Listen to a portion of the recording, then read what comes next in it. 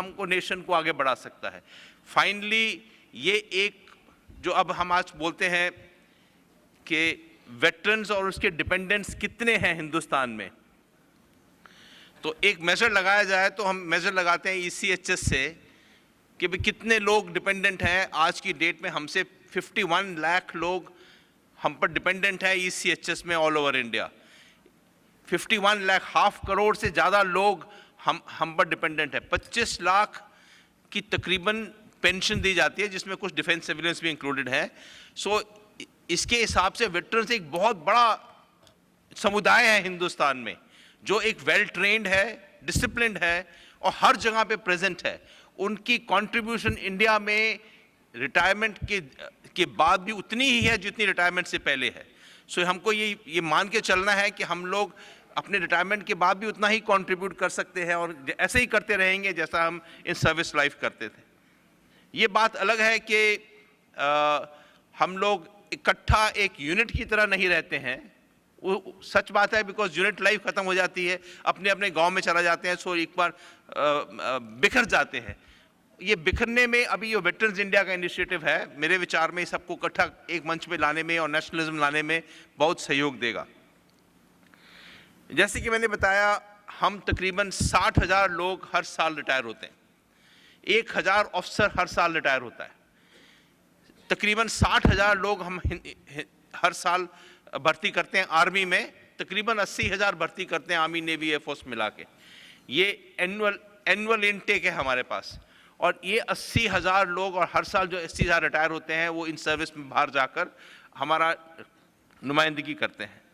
आम तौर पर हमने क्वांटिफाई करने की कोशिश की है कि जो वेटरन्स हैं किस हिसाब से फैले हुए हैं, किस स्टेट में कितने हैं और कौन सी स्टेट्स में वेटरन सबसे ज़्यादा है। तो हमारी गिनती में तकरीबन 6 स्टेट्स ऐसी हैं जिसमें 1 लाख से ज़्यादा वेटरन्स हैं, सिर्फ 6 स्टेट्स। जैसे अब दिल्ली में हम क्वांटिफाई करते हैं तो दिल्ली में हम हिसाब लगाते हैं, दिल्ली में तकरीबन 45,000 वेटरन्स हैं। मैं उनके डिपेंडेंट्स की बात नहीं कर रहा हूँ, सिर्फ वेटरन्स की बात करता हूँ। तो दिल्ली में तकरीबन 45,000 वेटरन है। यूपी में मैक्सिमम है 3.5 लाख, और ये सब रजिस्टर्ड वेटरन्स हैं। हमने पिछले 2 साल में सारे वेटरन्स के डेटा को कंप्यूटराइज कर दिया। हर रिकॉर्ड्स में और ऑफिसर्स का डेटा MP5 और 6 में आज कंप्यूटराइज्ड है, जिसमें अगर मैं चाहूँ तो पता करना चाहूँ कि दिल्ली में वेस्ट दिल्ली में कितने वेटरन्स रहते हैं, तो मैं आज कंप्यूटर पे ये सब डेटा चेक कर सकता हूँ और कैसे किसको कांटेक्ट करना है, और जहाँ तक हो सकता है उनका कांटेक्ट डिटेल्स हमारे पास आज कंप्यूटराइज हैं। और ये इधर रिकॉर्ड्स में, पेंशन इलाहाबाद में और आर्मी हेडक्वार्टर्स में ये डेटा अवेलेबल है। सो यूपी, पंजाब, हरियाणा, महाराष्ट्र, केरला, उत्तराखंड, बिहार, ये 7 स्टेट में मैक्सिमम वेटरन्स रहते हैं और इनका सबसे ज़्यादा, और बाकी स्टेट्स में जो है वो तकरीबन 1 लाख से कम रजिस्टर्ड वेटरन्स हैं। और हम टोटल क्वांटिफाई करें तो तकरीबन 25 लाख के करीब पेंशनर्स हैं। इसको देखते हुए तीनों सर्विसेज ने जो वेटरन्स डायरेक्टरेट बनाए हैं, आर्मी लेट स्टार्टर थी, हमने लास्ट ईयर एक वेटरन्स डायरेक्टरेट बनाया जिसका काम यही है कि आप लोगों की सुविधा के लिए, आप लोगों की बातचीत के लिए, हेल्प के लिए हर चीज़ को एड्रेस किया जा सके और हर चीज़ को देखा जा सके। नो, वेटरन्स भी कई तरह के हैं। जब आप किसी पेंशन वाले से बात करते हैं पेंशन डिपार्टमेंट में, तो कहते हैं कि सबसे कंफ्यूजिंग पेंशन जो है हिंदुस्तान में वो आर्म्ड फोर्सेस की हैं। तरह तरह की पेंशन है, हर आदमी का कोई अलग स्टेटस है पेंशनर। एक कैडेट है जो इनवैलिडेट हो गया फौज से, जब वो ट्रेनिंग कर रहा था NDA से, उसकी अलग तरह की पेंशन है। और एक जो बंदा 60 साल में रिटायर होता है उसकी अलग तरह की पेंशन है।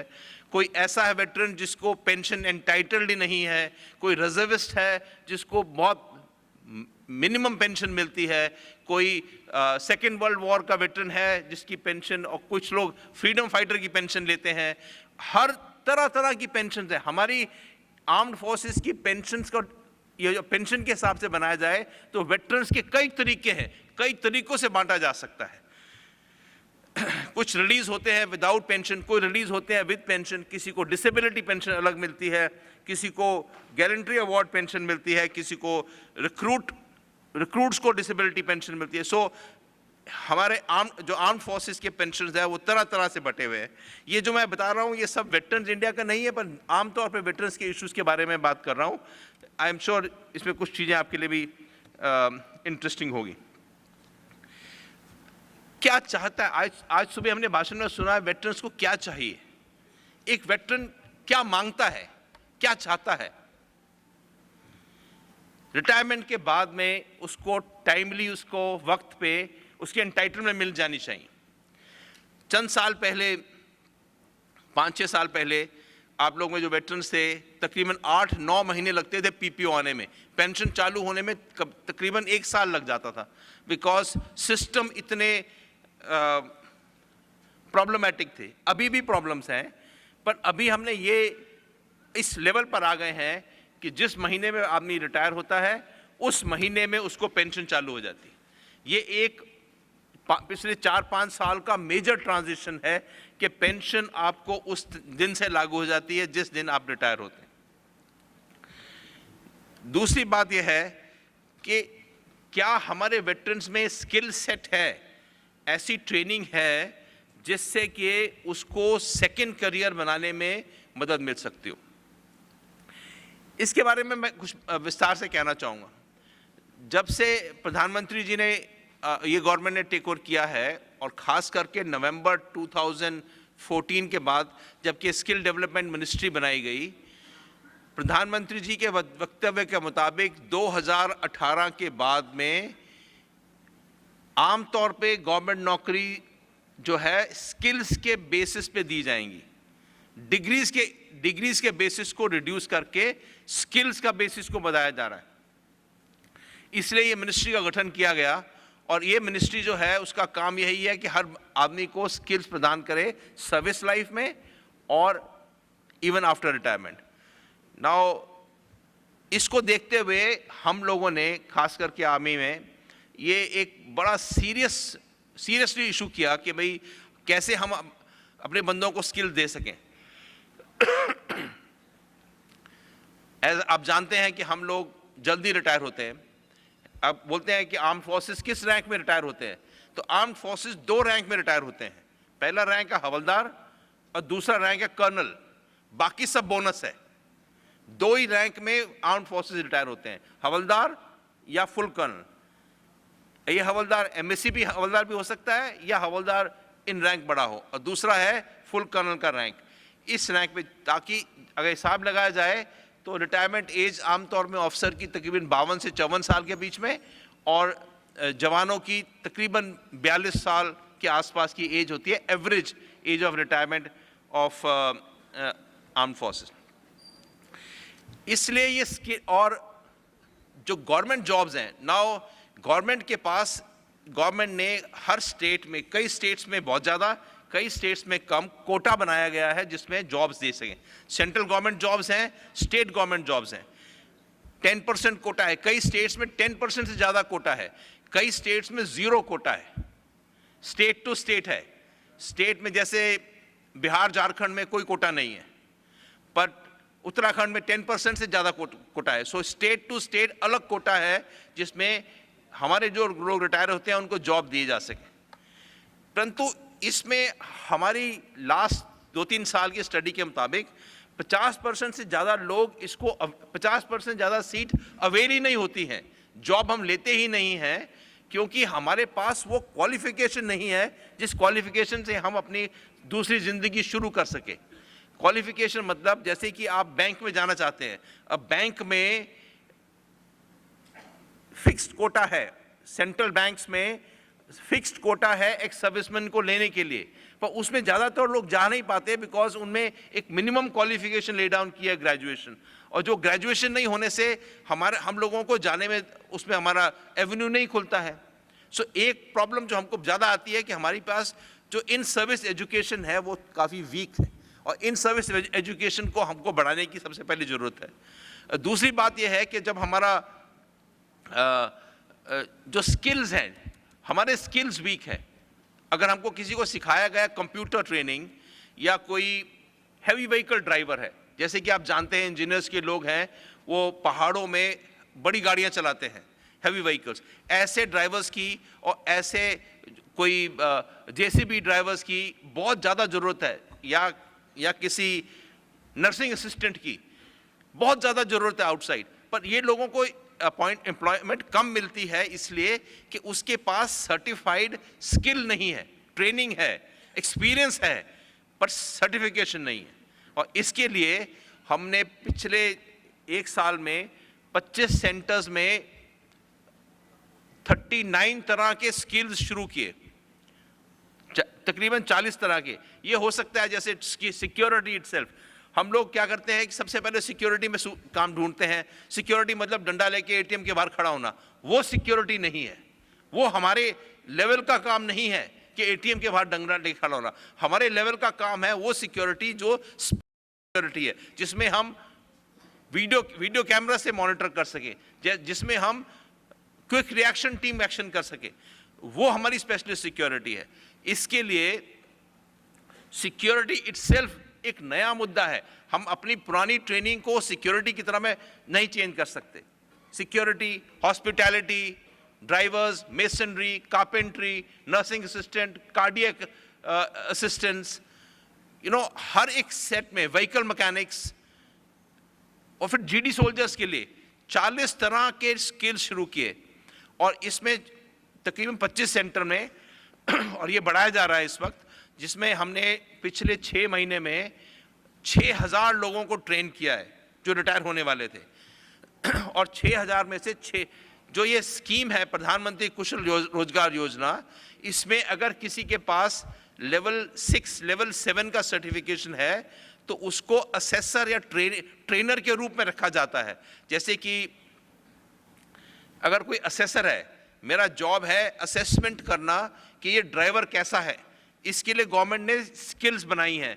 अगर असेसर है तो एक असेसमेंट का उसको 2000 रुपये मिलता है।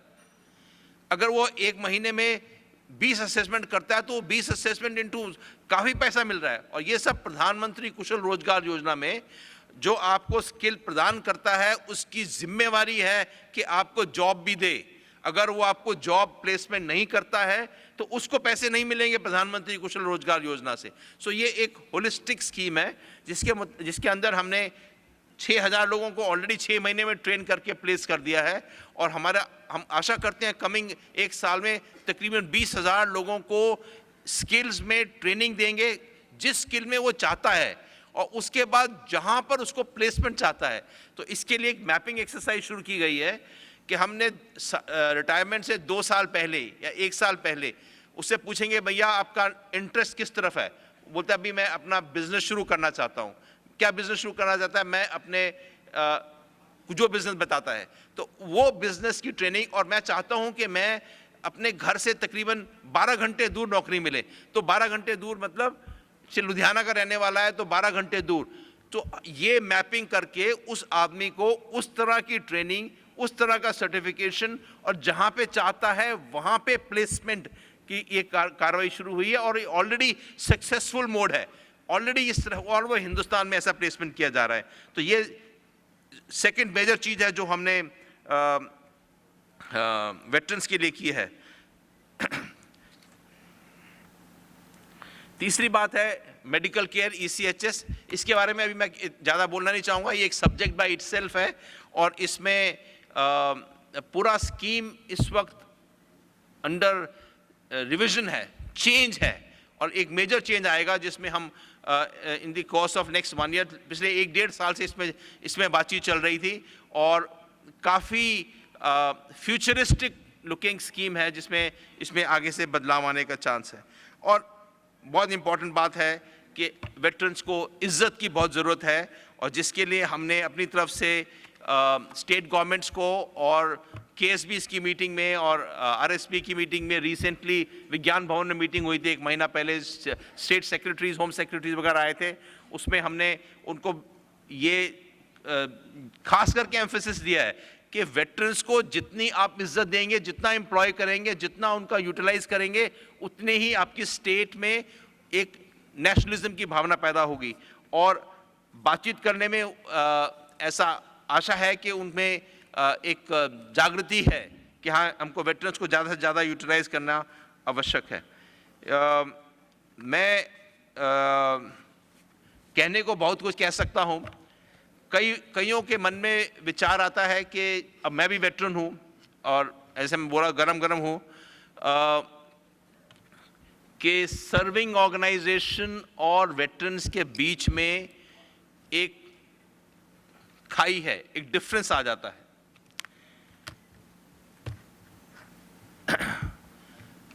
मैं आज ये कहना चाहता हूँ कि हो सकता है कि सर्विंग ऑर्गेनाइजेशन जो है उनकी कमिटमेंट्स ऐसी हैं जिसमें उनका रिस्पॉन्स वेटरन्स के लिए उतना नहीं हो पाता है जितना होना चाहिए। आप लोग और हम लोग पहले सर्विस कर चुके हैं, हम जानते हैं कि रोज़ के हिसाब से कितना डिफ़िकल्ट टाइम था, कितना डिफ़िकल्ट टाइम बीतता है सर्विस में। और जहाँ तक हो सकता है वो लोग मदद करते हैं हेल्थ में, पर कई जगह पे उनकी शायद उनकी टाइम की कमी की वजह से वो नहीं कर पाते हैं। पर सब्जेक्ट ये है कि हमारी ऑर्गेनाइजेशन में आप कोई बैंक नहीं मिला सकते हैं। एक बैंक का एम्प्लॉय जूनियर मोस्ट और 80 साल का अर्स्टवाइल बैंकर का आपस में कोई मिलाप नहीं है। हमारे में क्या है, हमारे एक ग्रुप में, मेरे ग्रुप में 11GR में आज के एक लेफ्टिनेंट जो आज ज्वाइन करता है और एक जो 90 इयर्स ओल्ड पुराना कर्नल ऑफ द रेजिमेंट है वो एक ही ग्रुप में है। अगर वो 90 साल का मेरा कर्नल ऑफ द रेजिमेंट लिखता है कि मैं आर्मी से नाराज हूं, तो एक सर्विंग लेफ्टिनेंट भी ये पढ़ता है कि भाई मेरा बुजुर्ग जो है मेरी पलटन का वो रेजिमेंट से नाराज है। वो पूछता है सर आप नाराज क्यों हैं। मेरा कहने का तात्पर्य यह है कि हमारी सर्विस में वेटरन्स को और सर्विंग ऑर्गेनाइजेशन को अलग नहीं किया जा सकता। हम एक हैं, ये हमारा कल्चर है। आज भी अगर रेजिमेंटल रियूनियन होता है तो उसमें जवान पुराने जवान आते हैं जो बहुत बुजुर्ग हैं, चल नहीं पाते हैं, पर वो उनके दिल में एक माया है, एक इच्छा है, एक प्यार मोहब्बत है, जिसके कारण आपके पलटनों में जाते हैं, रेजिमेंट्स में जाते हैं। वो क्यों जाते हैं कि उनको लगा है कि यार इसमें मैंने अपनी ज़िंदगी का बहुमूल्य समय दिया था। और जो आजकल के जवान है वो उनसे बात करते हैं, ये देखो यार ये कितने बुजुर्ग हैं, मेरी पलटन के लिए इसके मन में इतना प्यार मोहब्बत है कि ये 1970 में रिटायर होने के बाद भी आज इतने सालों के बाद बुजुर्ग गांव से पलटन में आया है। ये हमारा रिलेशनशिप है। ये रिलेशनशिप सिविल में नहीं है, ये आईएएस में नहीं है, ये रिलेशनशिप बैंक्स में नहीं है, ये कोई टाटा बिरला में रिलेशनशिप नहीं है। आदमी एक जॉब छोड़ के जाता है, हमारे में रिलेशनशिप है। स्ट्रेंथ जो वेटरन्स की स्ट्रेंथ है, वो वेटरन्स की स्ट्रेंथ वेटरन्स के डिसिप्लिन, उनके नेशनलिज्म की भावना से आती है। वेटरन्स की स्ट्रेंथ सर्विंग ऑर्गेनाइजेशन के काम में भी आती है। आज की ऑर्गेनाइजेशन क्या कर रही है उस पे भी वेटरन्स को स्ट्रेंथ मिलती है। अगर हमने लेट अस से फॉर एग्जांपल एक सर्जिकल स्ट्राइक की थी 5-6 महीने हुए, तो हम सब वेटरन्स का भी सीना चौड़ा हुआ, हाँ हमारी एग्जिस्टिंग ऑर्गेनाइजेशन ने की थी। आज की एग्जिस्टिंग ऑर्गेनाइजेशन भी सीना चौड़ा करके बोलती है 1971 की लड़ाई में हमने ABCD किया था। क्या हम वेटरन्स की आज पुराना हिस्ट्री को, बैटल ऑनर्स को छोड़ सकते हैं सर्विंग ऑर्गेनाइजेशन? या सर्विंग ऑर्गेनाइजेशन जो JNK में हो रहा है उसको छोड़ सकती है? हम आपस में डिवोर्स नहीं कर सकते हैं, ये एक है और ये फैक्ट है। हमको जो वेटरन्स है, और मैं आज एक वेटरन की तरह बात करता हूं, सर्विंग ऑर्गेनाइजेशन को स्ट्रेंथन करना है। सर्विंग ऑर्गेनाइजेशन की स्ट्रेंथ से ही हम लोगों की स्ट्रेंथ पैदा होती है एंड वाइस वर्सा। अगर आप ये सोचें कि हम अलग हैं, हम वर्दी में नहीं हैं, हम अलग हो गए हैं और वो अलग हैं, तो अलग नहीं हो सकते। ये हमारी आर्म्ड फोर्सेस की ऑर्गेनाइजेशन का एक कल्चर है और ये कल्चर बहुत ज़रूरी है। I know Harsh you are showing me eyes, okay. मैं अंत में यही कहना चाहूँगा कि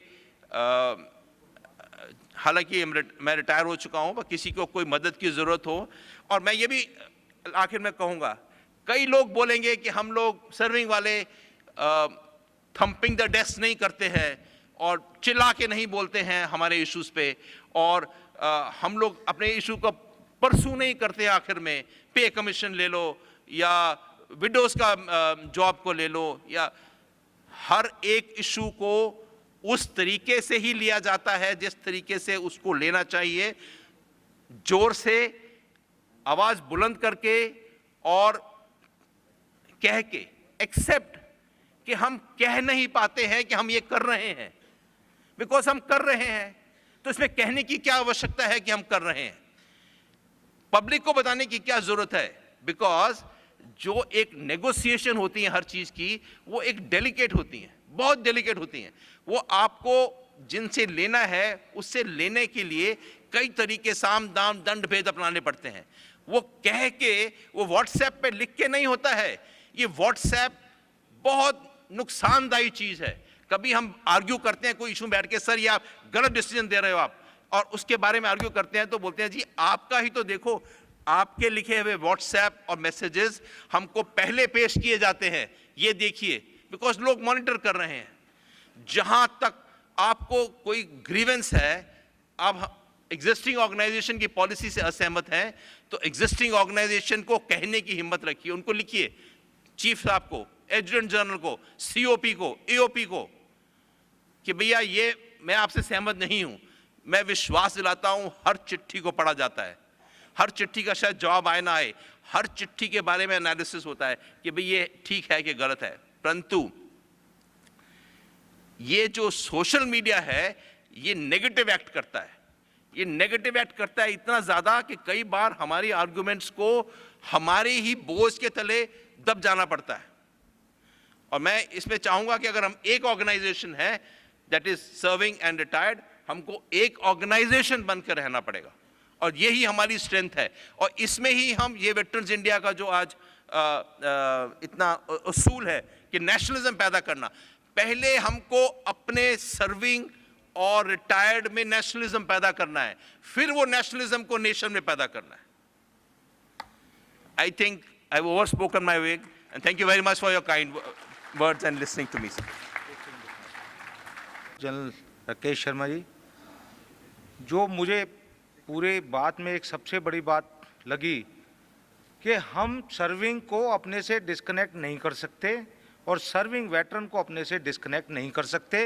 वेटरन्स इंडिया का ये बिल्कुल ध्येय है कि हम कैसे जो सर्विंग लोग हैं, उनकी फैमिलीज़ हैं, वो फील्ड में हैं, कहीं हैं, उनकी भी हम अगर किसी प्रकार से मदद कर सकते हैं तो वो अवश्य करेंगे। मैं अपने pattern air vice marshal Jindal साहब से रिक्वेस्ट करूँगा कि जनरल राकेश शर्मा साहब को बुके देकर सम्मानित करें।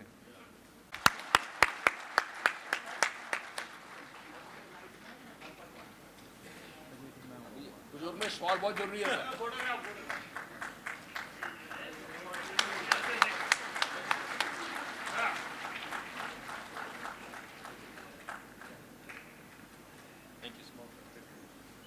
साहब कह रहे हैं कि बुजुर्गों के लिए शॉल जरूरी है। बूढ़ी हड्डियां हैं ना, बूढ़ी हड्डियों को शॉल बहुत जरूरी है। और मैं ये कह रहा हूं कि साहब अभी भी मेजर शर्मा लग रहे हैं, जनरल शर्मा नहीं लग रहे। साहब जवान है। जो इस बात से सहमत है एक बार ताली बजाइए। देखिए, बहुत सी चीजें हमें पता ही नहीं होती हैं, किस प्रकार से हमें ये रहता है कि हमारे लिए कुछ नहीं हो रहा, हमारे लिए कुछ नहीं हो रहा है, एक जनरल भावना होती है। पर ये अब जितने प्रकार की स्कीम चल रही हैं, मुझे पूरा विश्वास है कि सुन के आप सबको कम से कम ये तो भरोसा हुआ होगा कि ऐसा नहीं है। अभी मेरे पास एक बहुत ही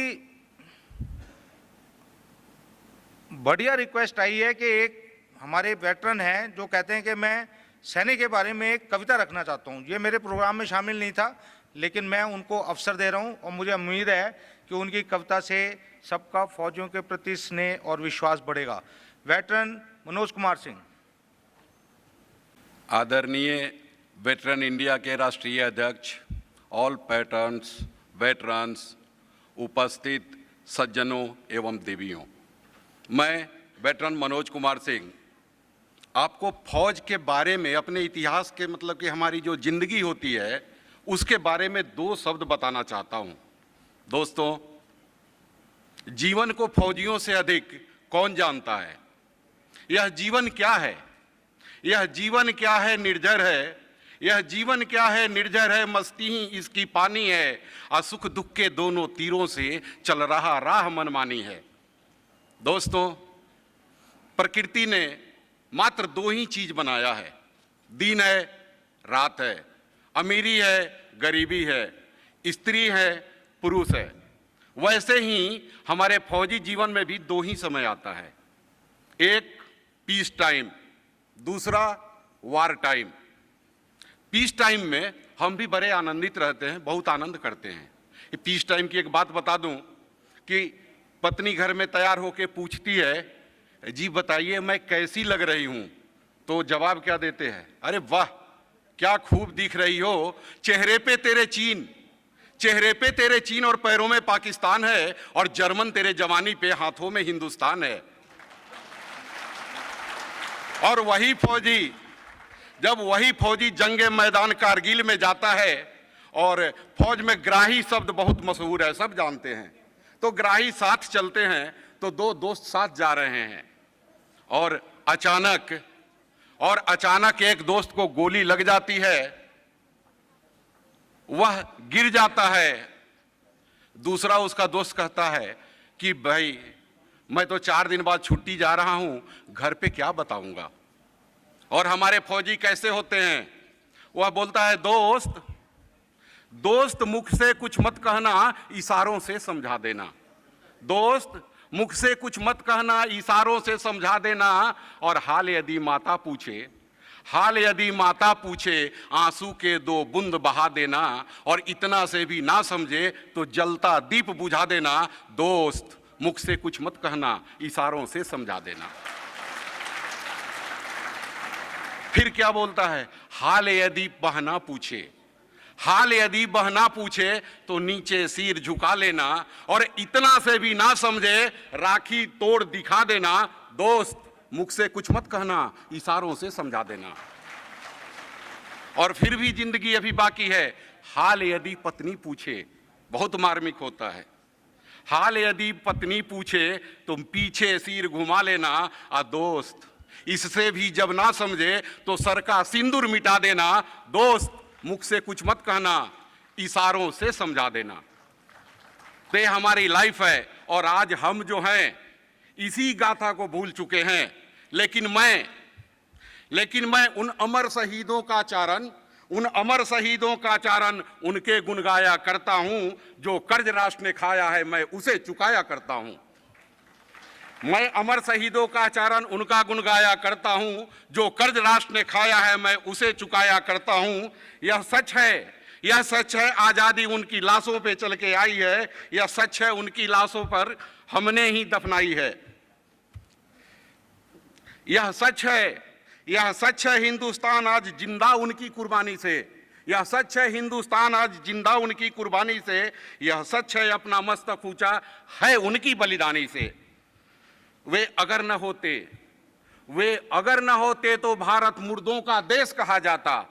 वे अगर न होते तो भारत मुर्दों का देश कहा जाता। जीवन ऐसा बोझ होता जो हमसे नहीं सहा जाता। यह सच है गुलामी को उन्होंने लहू से धोया है। हम लोग बीज बोते हैं, उन्होंने धरती में अपना मस्तक बोया है। इस पीढ़ी में उस पीढ़ी का मैं भाव जगाया करता हूं। मैं अमर शहीदों का चारण उनका गुनगाया करता हूं। जो राष्ट्र कर्ज ने खाया है, मैं उसे चुकाया करता हूं। धन्यवाद दोस्तों। जय हिंद, जय भारत। हमारा जो दूसरा सेशन है उसमें जो चीफ गेस्ट हैं वो श्री सुरेश चवनके हैं, जो सुदर्शन न्यूज़ चैनल के chairman cum managing director. Okay, पर मेरी गुजारिश ये है कि मैं 10 मिनट का ब्रेक अनाउंस करूंगा, क्योंकि मुझे पता है 20 मिनट तक तभी बैठ पाएंगे आप लोग। तो let us have a 10 minutes break, you can go out. जी sir, we'll start second session at 11। सिर्फ मैं आपको ये बताना चाहता हूँ कि उनके आने की हमें उम्मीद नहीं रही थी, क्योंकि आपको पता है कुछ घटनाएं हुई थी यूपी में, जहां उनको लखनऊ में अरेस्ट किया गया था। कल उनको बाइज्जत बरी करके छोड़ा गया और यूपी की सरकार खुद उनको नोएडा लेके आई है और उनका सम्मान कर रही है कि हमसे ये गलती हो गई है। तो हमें बड़ी खुशी है कि वो हमारे इस वेटरन्स इंडिया के महाधिवेशन में पार्टिसिपेट करने वाले हैं और हम 11 बजे अपना दूसरा सेशन शुरू करेंगे। अभी 10 मिनट के लिए ब्रेक है, कृपया करके यहीं पर